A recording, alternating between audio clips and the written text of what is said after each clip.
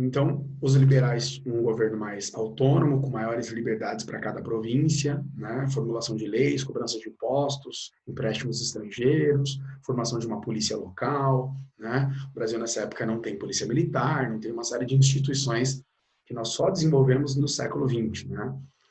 E os conservadores, né, como nós vamos chamar, eles assumiram o poder na última regência, na última fase do período regencial.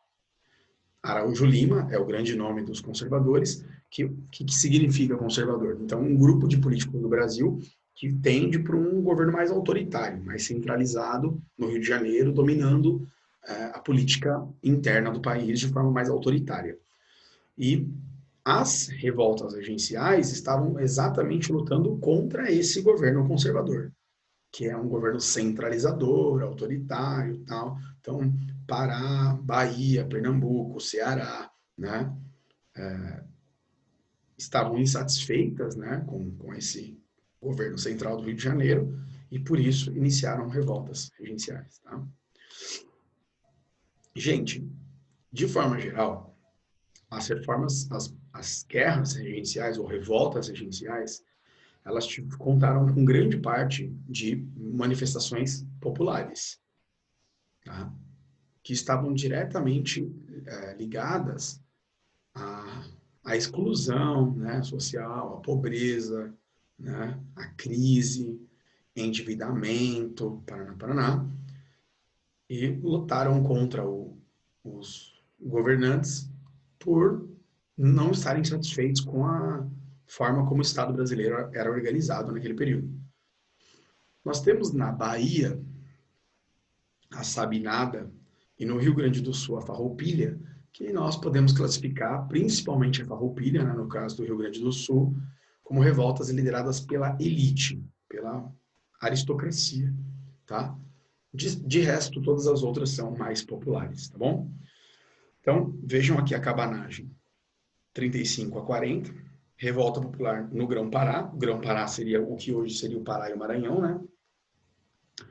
Contra a miséria, ganhando apoio de alguns fazendeiros. O que eles reivindicavam? Chegaram ao poder matando várias autoridades do governo. Quem eram as autoridades do governo? Eram presidentes de províncias escolhidos pelo próprio governo central do Rio de Janeiro. Através do poder moderador, eles podiam escolher os presidentes das províncias. E esses presidentes de província que eram escolhidos pelo Rio de Janeiro, obviamente, não atendiam aos interesses da população. E aí a população pega em armas e depõe o presidente da província, assumindo o governo. Eles ficaram, se eu não me engano, por 10 meses no poder. Tá? E aí o governo mandou tropas e essas tropas reprimiram violentamente esses cabanos, como eram chamados, e eles foram presos, mortos e por aí vai. Tá? E o resultado, instabilidade entre os revoltosos e repressão violenta por parte do governo acabaram com o movimento. Instabilidade entre os revoltosos significa que parte da elite dessa região pula fora porque fala assim, prefiro fazer acordo com o governo do que fazer acordo com escravo ou com povos que querem reforma agrária, que querem assumir o poder. Então a elite fica com medo de perder os privilégios e acaba capitulando, entrando em acordo com o governo. Tá? Farroupilha, movimento liderado pelos fazendeiros do Rio Grande do Sul. Os produtores de carne estavam insatisfeitos porque a carne uruguaia entrava no Brasil sem nenhum tipo de imposto e competia com a carne deles. E eles sofreram repressão, porém o governo teve que entrar em acordo, atendendo às reivindicações dos gaúchos e também inserindo o exército Farroupilha no exército nacional. Tá? Isso aqui, eu acho que essas duas eu já tinha começado a falar. Né? Gente, revolta dos males. Os males, gente, são escravos que começaram a entrar em Salvador a partir de 1830.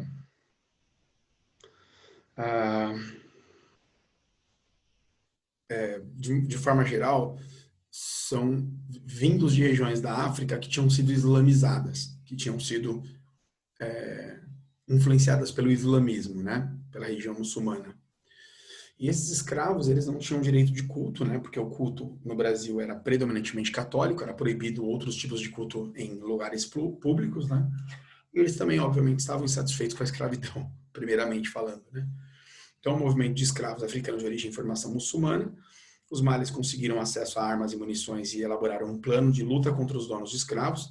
É muito importante entender que foi na Bahia e que a Bahia, nessa época, tinha aproximadamente 80% da população formada por negros.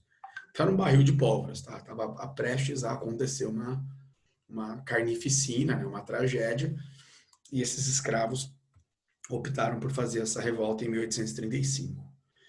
E resultado é que alguém denunciou antes que esse levante ocorresse. Tá? Então, alguém descobriu os planos desses escravos e denunciou antes que a revolta começasse. Os líderes foram basicamente presos, enforcados, esquartejados, e a revolta foi reprimida violentamente. Tá? Então, revolta de escravos na Bahia, e lembram escravos muçulmanos. Tá? Acho que é importante vocês lembrarem isso, porque pode aparecer na prova, as alternativas, tal, isso pode confundir um pouco vocês.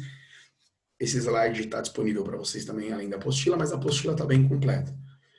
A Sabinada, gente, liderada por homens cultos e de posses em Salvador. Então, a Sabinada tem uma relação de ser mais elitista, tá? Elitizada. Tá? Aconteceu na Bahia entre 1837 e 38. O objetivo era separar a Bahia do restante do Brasil, era proclamar uma república até que Dom Pedro II assumisse o trono. Então, percebam aqui, segundão, que não todas, mas uma parte das revoltas regenciais não aceitavam o governo dos regentes, mas aceitavam a possibilidade de um governo chefiado por Dom Pedro II. Tá? Acreditavam e legitimavam a figura do império. Engraçado isso, né? O Brasil, desde a vinda da família real, em 1808, criou uma vocação monárquica.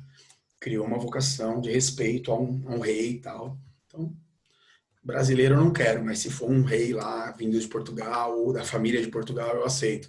Então, isso mostra o quanto as elites brasileiras estavam acostumadas à monarquia de Portugal. Tá? Acho que isso é algo importante. Repressão violenta. Tá? Então, liderados por um jornalista chamado Francisco Sabino. Por isso que vem Sabinada, tá, gente? Importante falar isso para vocês. E a última aqui, não, acho que tem mais outra, tem mais na frente, talvez tenha outra, mas eu não lembro agora, a balaiada, tá?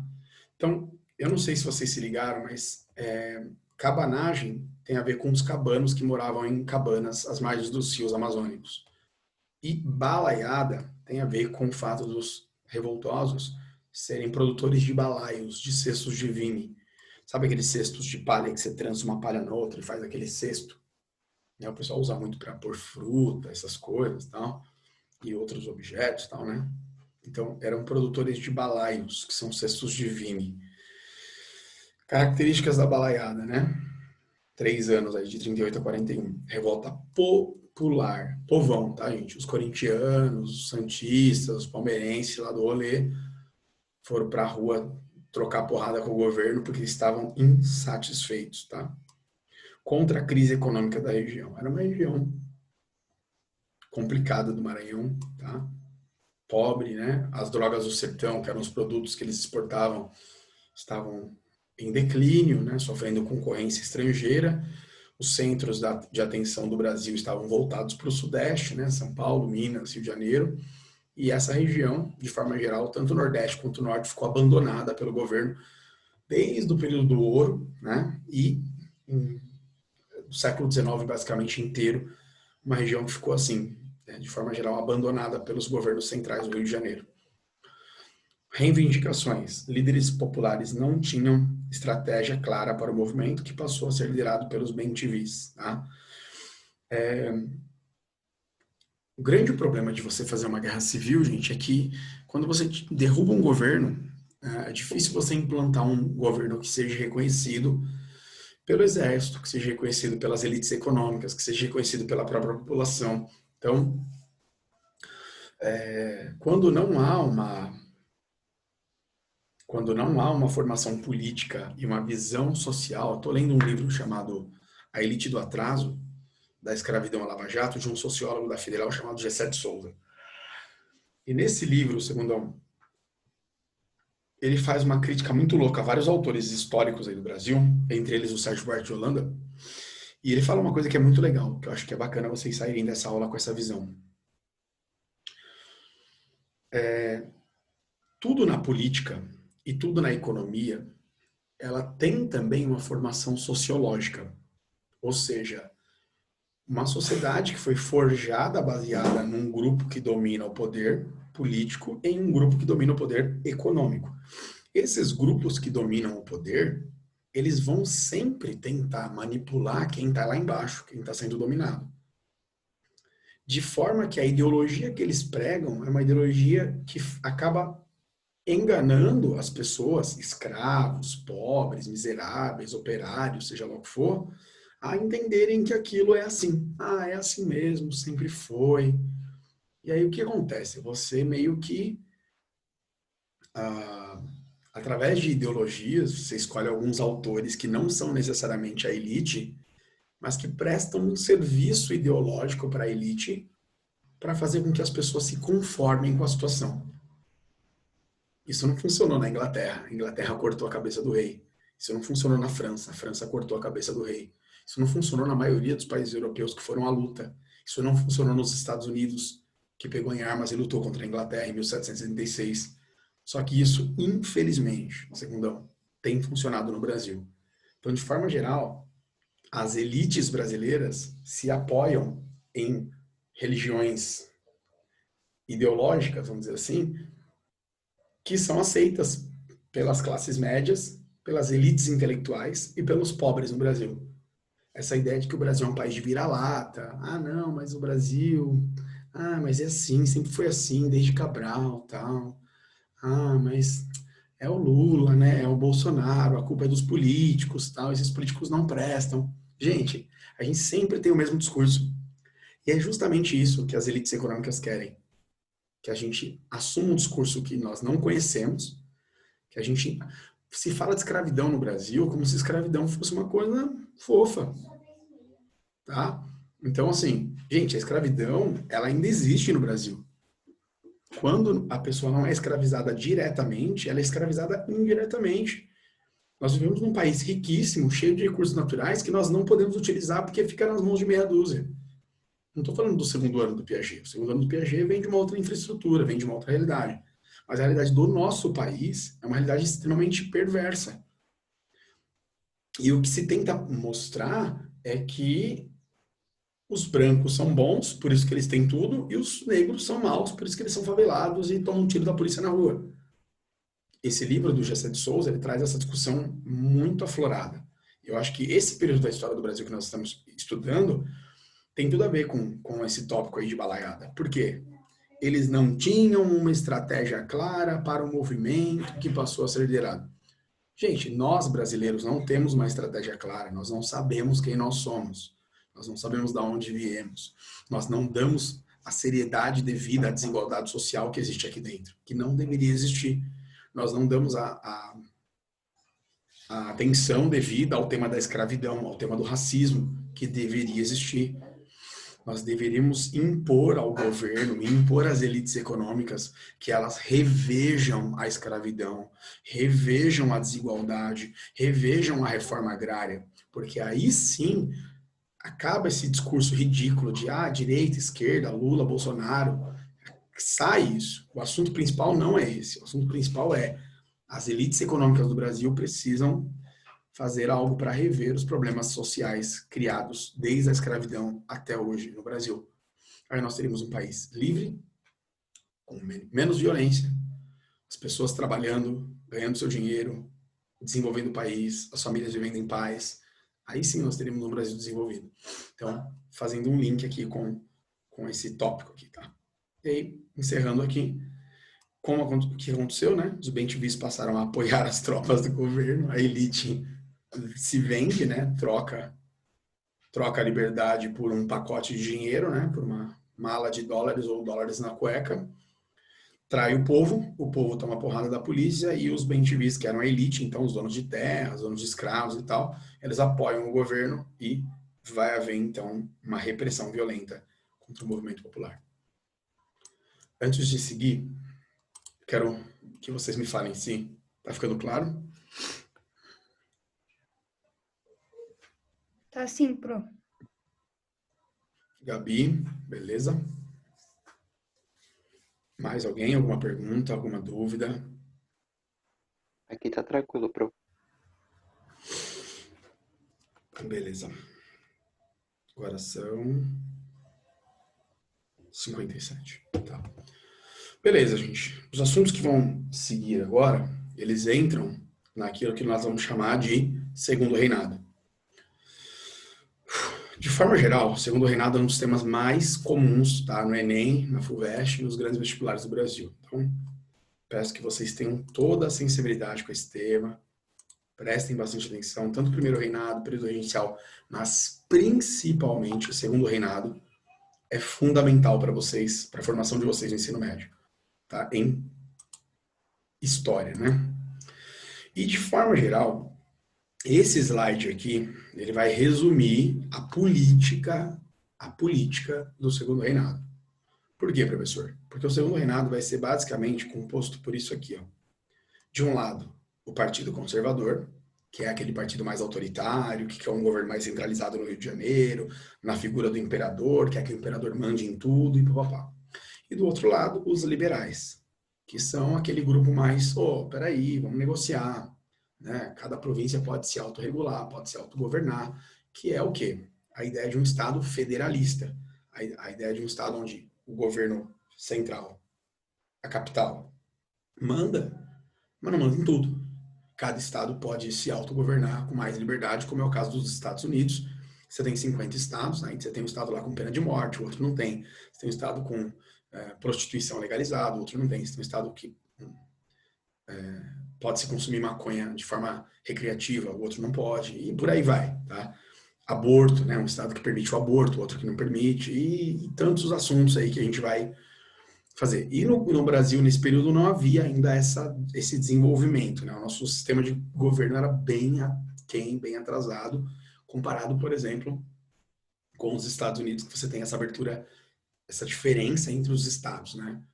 Que cada estado pode fazer. Hoje, a gente pode dizer que a gente está num caminho um pouco melhor, né? Porque você vê, o nosso atual presidente, ele foi basicamente contra a quarentena, por ele, o povo teria continuado a viver do mesmo jeito, não tinha doença, era uma gripezinha, né? E todo mundo podia ficar trabalhando na rua, que afinal de contas, morrer de fome ia ser pior.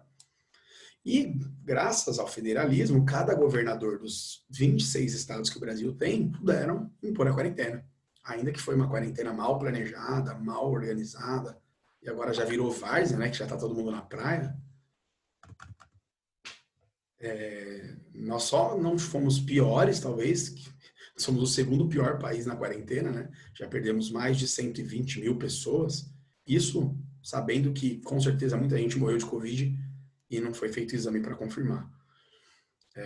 Teríamos sido piores se não tivéssemos o SUS e se não tivéssemos tido algum tipo de organização de quarentena por parte dos governadores.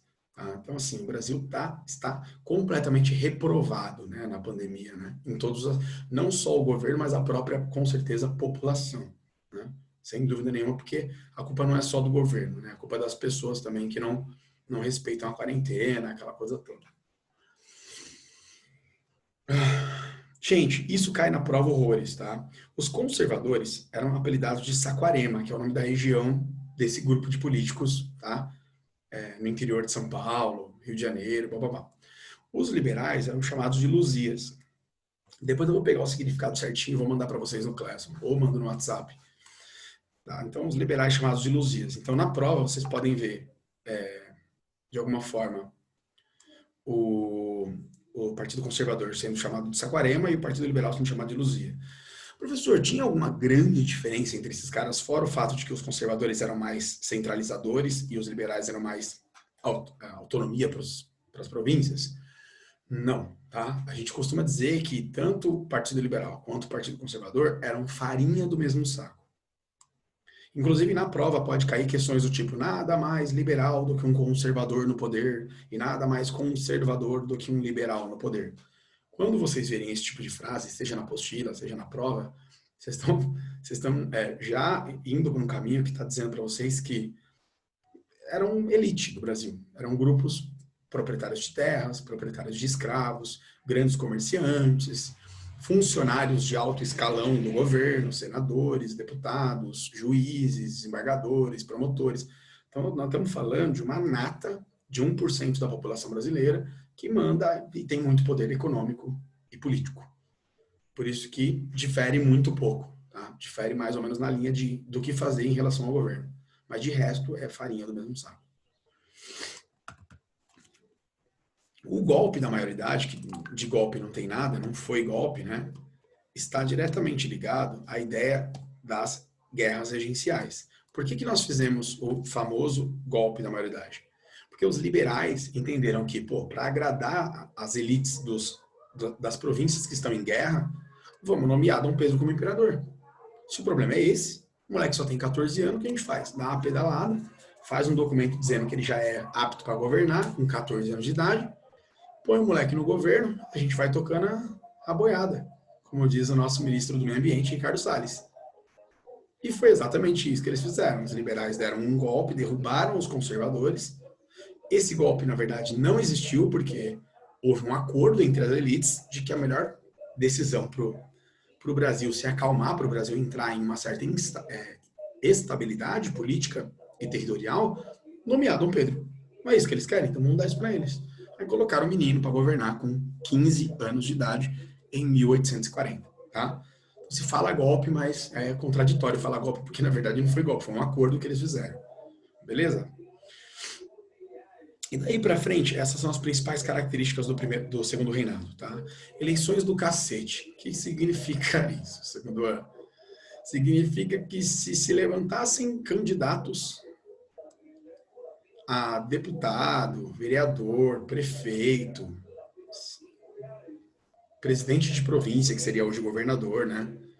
Que não fossem candidatos alinhados com o Partido Liberal ou com o Partido Conservador, eles seriam anulados. Gente, fraude eleitoral é mato no Brasil, tá? Corrupção eleitoral no Brasil é a coisa mais café com leite que existe. E não vem de hoje, vem de muito tempo atrás. Então, eleição do cacete significa o seguinte: você não é do grupo que a gente quer, então tá fora.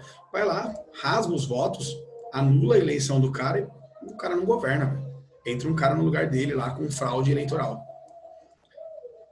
Nós tivemos uma pequena revolta em São Paulo, em Minas, chamada de Revolta Liberal em 1842. Que, de uma forma geral, foi um grupo de pessoas, uma elite, vamos dizer assim, uma aristocracia da região sudeste, que não queria se submeter ao Rio de Janeiro. Tá?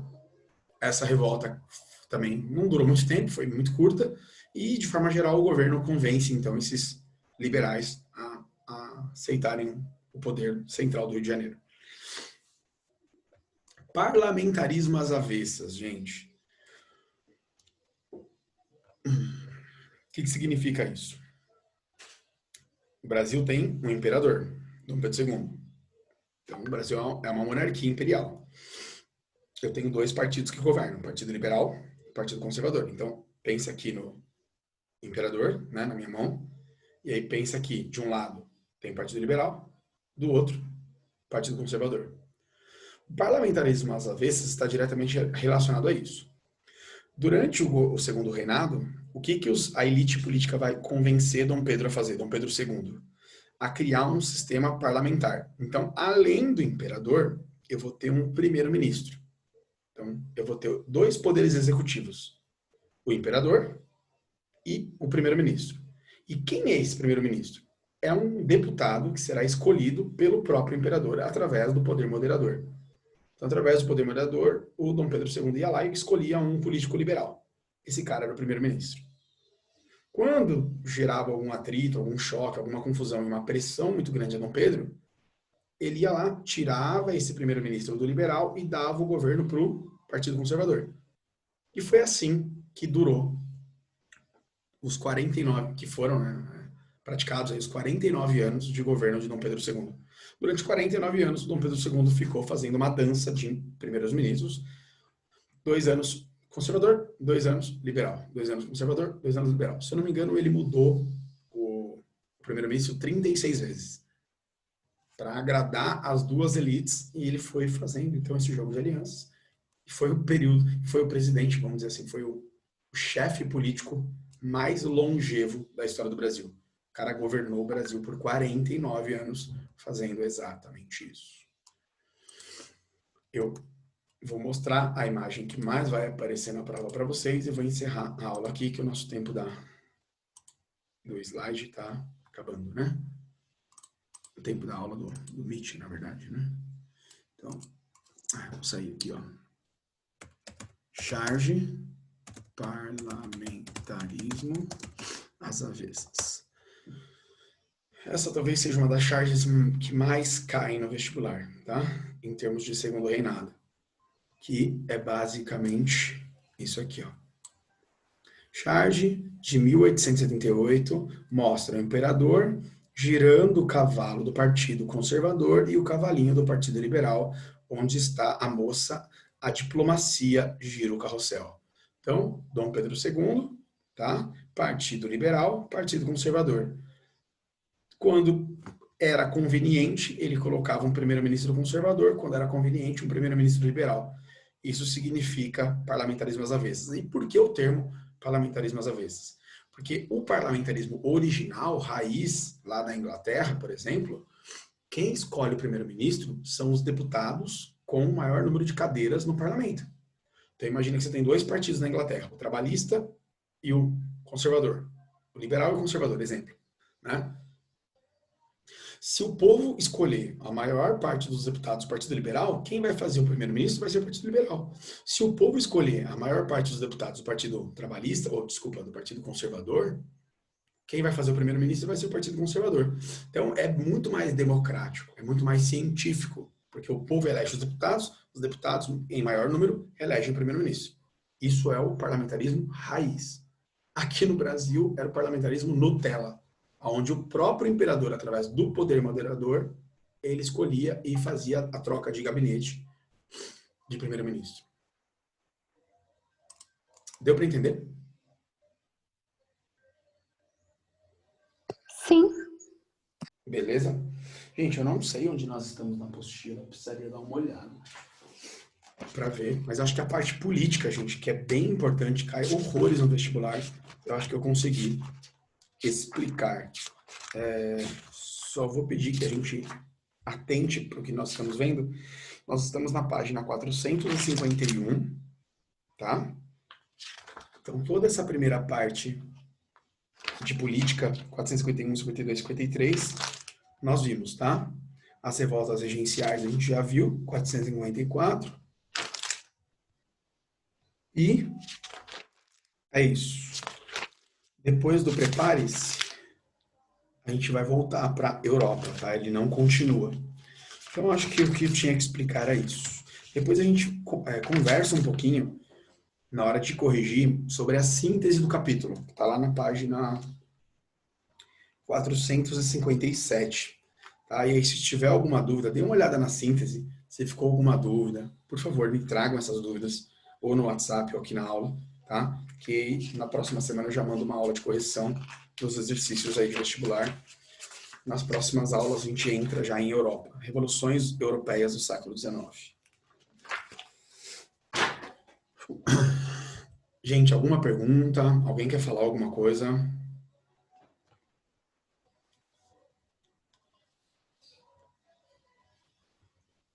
Tá tranquilo, pro. De boa? Gente, vocês estão no gancho aí para fazer a fala lá do textozinho de atualidades na última aula?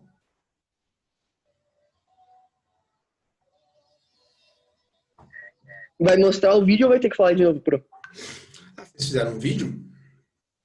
Que é aquele vídeo que a gente tinha fez falado lá. vídeo. Peraí. Acho que os 3 grupos fez em vídeo. Ah, não, beleza. Então só apresenta o vídeo, de boa. Ok. Beleza. Aí eu troco uma ideia com vocês. Falo alguma coisa, pergunto alguma coisa, mais tranquilo. Uhum. Beleza, então. Até a última aula, então. Valeu, até. Beijo. Fica com Deus. Tchau, pro. Valeu.